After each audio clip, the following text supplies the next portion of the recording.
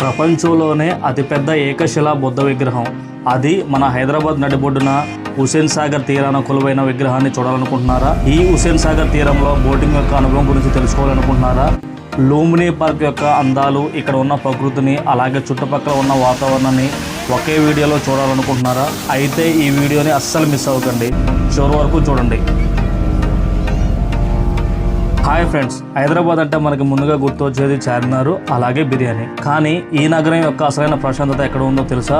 అదిగో ఆ హుస్సేన్ సాగర్ అల్ల మధ్య కొలువై ఉన్న ఆ గౌతమ్ బుద్ధుని చెంత. ఈరోజు ఈ వీడియోలో హుస్సేన్ సాగర్ అందాలు, లూంబినీ పార్క్ యొక్క విశేషాలు మరియు ఆ అద్భుతమైన బోటింగ్ అనుభవాన్ని చూసేద్దాం పదండి. అలాగే వీడియోలోకి వెళ్లే ముందు ఇలాంటి వీడియోస్ కోసం మన ఛానల్ని సబ్స్క్రైబ్ చేసుకోండి. అలాగే ఈ వీడియో నచ్చితే లైక్ చేయండి మరియు ఈ వీడియో కొంతమందికి రికమెండ్ అయ్యే విధంగా హైప్ అయితే చేయండి. మీ యొక్క అనుభవాన్ని కామెంట్ చేయండి. ఇంకా లేట్ ఎందుకు వీడియోలోకి వెళ్దాం. లూంబినీ పార్కు అలాగే బుద్ధుని స్టాచ్యూ దగ్గరికి వెళ్ళాలంటే మొదటైతే ఎంట్రన్స్ టికెట్ అయితే తీసుకోవాలి. ఎంట్రన్స్ టికెట్ అయితే తీసుకుందాం. ఇక్కడ టికెట్ వచ్చేసరికి పెద్దవాళ్ళకు 20 రూపాయలు, చిన్నవాళ్ళకు 10 రూపాయలు అయితే ఛార్జ్ చేస్తున్నారు. అలాగే బోట్ రైడింగ్ లోన్కి అయితే వెళ్ళైతే తీసుకోవాలి. అక్కడికి వెళ్ళిన తర్వాత బోట్ రైడింగ్ ఎంత అనేది అయితే చెప్తాను. మీరు చూస్తున్నారు కదా, ఇది వచ్చేసరికి తెలంగాణ న్యూస్ సెక్రటరియట్ లూంబినీ పార్క్ పక్కనే ఉంటుంది. లోన్కి వెళ్ళే ముందు లైట్గా చెకప్ అయితే ఉంటుంది. చెకింగ్ అయితే చేసుకుని అయితే లోన్కి వెళ్దాం. చూడండి, పచ్చని ప్రకృతి అయితే ఉంది లూంబినీ పార్కు. ఇది వచ్చేసరికి నీటి దగ్గరలోనే ఉండటం వల్ల, ఎక్కువ వాటర్ అయితే ఉండటం వల్ల చాలా పచ్చగా అయితే ఇక్కడ గ్రీనరీగా మెయింటైన్ అయితే చేస్తున్నారు. చూడండి వాటర్ ఫ్లో ఎలా ఉందో. మనకైతే నైట్ టైంలో అక్కడ లైటింగ్ కూడా ఉంటుంది. నైట్ టైం కూడా చాలా అద్భుతంగా ఉంటుంది. వ్యూ అయితే చాలా ప్రశాంతంగా, చెట్లు అయితే ఉన్నాయి. అలాగే చిన్నపిల్లలు ఆడుకోవటానికి చాలా రకాల గేమ్స్ కూడా మనకి ఇక్కడ గమనించవచ్చు. చాలా రకాల గేమ్స్ అయితే ఉన్నాయి. ఇప్పుడు మీరు చూస్తున్నారు కదా వాటర్ ఫౌంటైన్, నైట్ టైంలో అయితే చాలా అద్భుతంగా ఉంటుంది. మనకి ఏదో ఇక్కడ వచ్చేసరికి 9 వరకు అయితే ఉంటుంది అనమాట. నైట్ లైటింగ్ మధ్య చాలా అద్భుతంగా అయితే ఉంటుంది. మీకైతే స్క్రీన్ షాట్లో ఫొటోస్ అయితే ఇస్తున్నాను. నేనైతే పగల టైంలో అయితే వెళ్ళాను. ఒకసారి చూడండి ఫొటోస్ అయితే. ఈ పార్క్లో చిన్నపిల్లలు ఆడుకోవడానికి అయితే చాలా గేమ్స్ అయితే ఉన్నాయి. మీరైతే గమనించవచ్చు. కొంతమంది అక్కడ గేమ్స్ కూడా ఆడుతున్నారు. టికెట్ ప్రైసెస్ కూడా కొంచెం రీజనబుల్గానే ఉన్నాయి వేరే పార్కులతో పోల్చుకున్నట్లయితే. అలాగే ఇక్కడ పెద్దవాళ్ళకు కూడా ప్రశాంతమైన వాతావరణం అయితే ఉంది. చాలా ప్రశాంతమైన గాలి అయితే వస్తుంది. ఈ గాలి రావడానికి గల కారణం హుస్సేన్ సాగర్లో ఉన్న నీళ్లు. అలాగే మీరు చూస్తున్నారు కదా, చుట్టూరు కొబ్బరి చెట్లు అయితే మనం అయితే చుట్టూరు గమనించవచ్చు. చాలా చెట్లు అయితే ఇక్కడ పెంచుతున్నారు. చాలా ప్రశాంతమైన వాతావరణం అయితే ఉంది. మధ్యాహ్నం టైంలో కూడా చాలా కూలింగ్ అయితే ఉంది. ఎక్కడికెక్కడికి బెంచెస్ కూడా వేసారు. మనం అయితే నీట్గా కూర్చొని అక్కడ ఉన్న వ్యూని అయితే ఎంజాయ్ చేయడానికి. అలాగే పక్కన బోట్ రైడింగ్ కూడా ఉంది. ఇదంతా వచ్చేసరికి పార్క్ అనమాట. మీరైతే గమనించవచ్చు. ఈ పార్క్లో గుర్తుండిపోయే విధంగా దిగడానికి కొన్ని ఫోటో షాప్స్ అయితే ఉన్నాయి. మీరైతే గమనించవచ్చు. ఫొటోస్ అయితే చాలా తొందరగా అయితే ఇస్తున్నారు ఫొటోస్ దిగే వాళ్ళకి. అలాగే కొన్ని రకాల వస్తువులు కూడా కొనుక్కోవడానికి మనకి షాప్స్ కూడా పెట్టారు, గమనించవచ్చు. మొత్తం షాపులు అయితే ఉన్నాయి. ఒక 5 to 10 అయితే ఉన్నాయి షాప్స్ అయితే మీరు గమనించవచ్చు. పార్క్ అయితే చూడటానికి చాలా బ్యూటిఫుల్గా ఉంది. అలాగే కూర్చోడానికి కూడా ఎక్కడికెక్కడ బెంచెస్ అయితే వేశారు. చాలా గ్రీనరీగా ఉంది. ఇప్పుడు నేనైతే బోట్ రైడింగ్ అయితే వెళ్తున్నాను. బోట్ రైడింగ్కి ఎందుకు వెళ్తున్నానంటే, హుస్సేన్ సాగర్లో బోట్ రైడింగ్ చాలా అద్భుతమైన ఫీలింగ్. అలాగే హుస్సేన్ సాగర్ మధ్యన ప్రపంచంలోనే అతిపెద్ద ఏకశిలా బుద్ధ విగ్రహం కూడా చూడవచ్చు. అలాగే వెళ్లే దారిలో మీకు ఆ విగ్రహాన్ని అక్కడ పెట్టడం వెనుక ఉన్న చరిత్ర కూడా చెప్తాను. ముందుగా మనం బోట్ ఎక్కాలంటే టికెట్ అయితే తీసుకోవాలి. ఇక్కడ వచ్చేసరికి టికెట్ ప్రైస్ అనేది బోట్ యొక్క స్వభావాన్ని బట్టి అయితే మారుతూ ఉంటాయి. ఇక్కడ చాలా రకాల బోట్స్ అయితే ఉన్నాయి. అందులో కొన్ని వచ్చేసరికి మెకానైజ్డ్ బోట్స్. ఇందులో వచ్చేసరికి 30 నుంచి 50 మంది అయితే ప్రయాణించవచ్చు ఒకేసారి. దానికి వచ్చేసరికి 100 రూపీస్ అయితే ఛార్జ్ ఉంటుంది. అలాగే స్పీడ్ బోట్స్, ఇందులో వచ్చేసరికి 4 to 6 మెంబర్స్ అయితే ప్రయాణించవచ్చు. మెకానైజ్డ్ బోట్స్ తో కనుక మనం కంపేర్ చేస్తే స్పీడ్ బోట్ కాస్ట్ అనేది కొంచెం ఎక్కువగా ఉంటుంది. అలాగే water scooters, Rajahamsa, pedal boats, large cruise ships boats ఉన్నాయి. అలాగే బర్త్డే పార్టీ చేసుకోవడానికి, అలాగే బిజినెస్ క్లాస్ లో ప్రయాణించడానికి రకరకాల బోట్స్ అయితే ఉన్నాయి. మీరైతే గమనించవచ్చు. ఇక్కడ చాలా రకాల బోట్స్ అయితే ఉన్నాయి. ఇప్పుడు మీరు చూస్తున్నారు కదా, ఇది వచ్చేసరికి వాటర్ రోలర్ బాల్. ఇది మొత్తం గాలితో నింపబడి ఉంటుంది. దీని లోపలికి వెళ్ళిన తర్వాత నీటి మీద వదులుతారు. లోన ఉన్న వ్యక్తి నడుస్తూ లేదా పరిగెత్తూ ఉంటే ఆ రోలరు నీటి మీద దొర్లుతూ ముందుకు కదులుతూ ఉంటుంది. చాలా అద్భుతమైన ఫీలింగ్ అయితే ఉంటుంది. చాలా రకాల బోట్స్ అయితే ఉన్నాయి కదా, అలాగే వాటి గురించి కూడా మనం తెలుసుకున్నాము. ఇప్పుడు వచ్చేసరికి నేను మెకానైజ్డ్ బోట్ అయితే ఎక్కాను. దీనికి వచ్చేసరికి 100 రూపీస్ అయితే ఛార్జ్ చేశారు. అలాగే టికెట్ కూడా తీసుకున్నాను.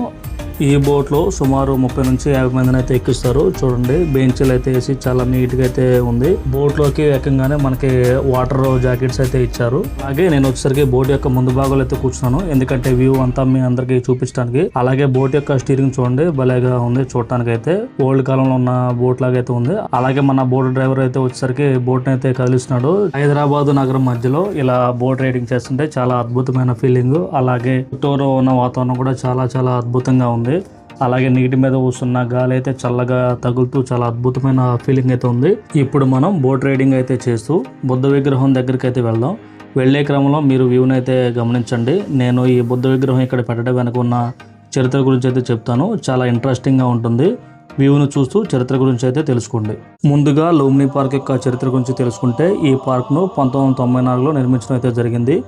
ఈ లూంబిని పార్క్ను ఈ పేరు రావడానికి గల ప్రధాన కారణం గౌతమ్ బుద్ధుడు జన్మించిన నేపాల్లోని ప్రదేశం పేరు లూంబిని. ఈ విగ్రహాన్ని చేరుకోవడానికి ఇది ప్రధాన మార్గం కాబట్టి దానికి గౌరవార్థం ఈ పేరును అయితే పెట్టడం అయితే జరిగింది. ఇది బుద్ధ విగ్రహానికి వెళ్లే పర్యాటకులకు గేట్వే లాంటిది. ఇక్కడ నైట్ టైంలో మ్యూజికల్ ఫౌంటైన్స్ మరియు లేజర్ షోలు హైదరాబాద్ లోనే అత్యంత ప్రసిద్ధమైనవి. ఈ విగ్రహం ఇక్కడ స్థాపించడం వెనుక ఉన్న చరిత్ర ఏమిటంటే, అప్పటి ముఖ్యమంత్రి నందమూరి తారక రామారావు గారి కృషి ఎంతో ఉంది ఈ విగ్రహం ఇక్కడ స్థాపించడానికి. 1985లో ఎన్టీఆర్ గారు అమెరికా పర్యటనకు వెళ్ళినప్పుడు అక్కడ స్టాచ్యూ ఆఫ్ లిబర్టీని చూసి ప్రభావితమయ్యారు.